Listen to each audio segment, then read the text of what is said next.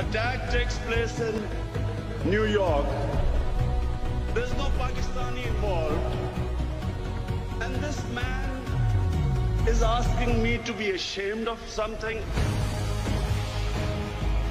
because I'm part of 1.3 billion people. Political struggle was being given a religious name.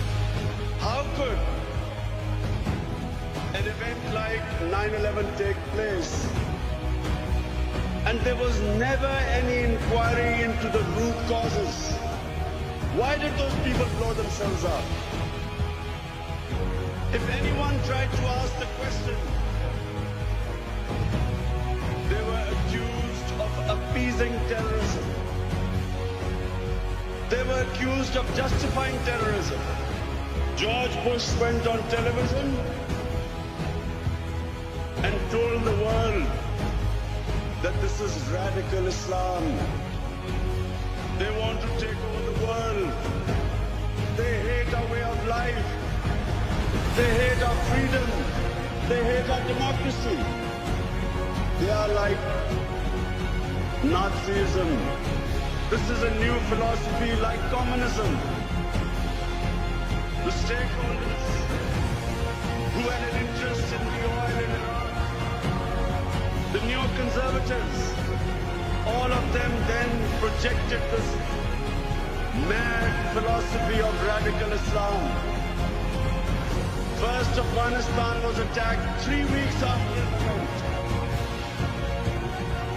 War was made the first option, not the last resort. Some 50,000 people were killed when not one Afghani was involved in 9/11. Soon Iraq followed. After lies and deception, saying that Saddam was connected with Al-Qaeda,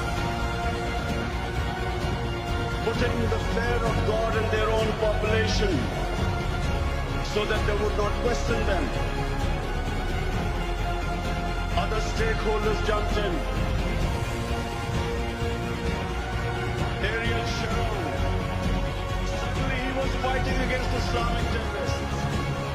In Chechnya, Vladimir Putin was fighting against Islamic terrorists. In Kashmir, again there were Islamic terrorists who were fighting the Indian troops. No one bothered to say that before 9/11, 70% of all suicide bombers were Tamil Tigers who were Hindus.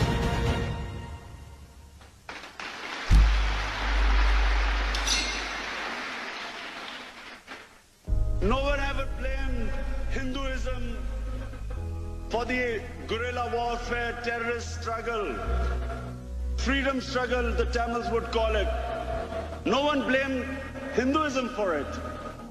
When the Japanese kamikaze pilots in desperation were blowing themselves up in their planes, no one blamed Shintoism for suicide bombings. But suddenly, Islam was responsible for suicide bombings. Careful planning, spin doctoring brought political struggles a religious name. We had certain members of the Islamic clergy immediately jumping on the bandwagon that terrorism is not allowed in Islam. We all know terrorism is not allowed in Islam. Every Muslim knows what the Prophet of Islam sallallahu alaihi wasallam said. Long before the Geneva Convention came in, the Muslims were told not to harm anyone, non-combatants, women, children, elderly, not to destroy gardens, crops, how to treat prisoners of war. Not the way George Bush treats prisoners of war.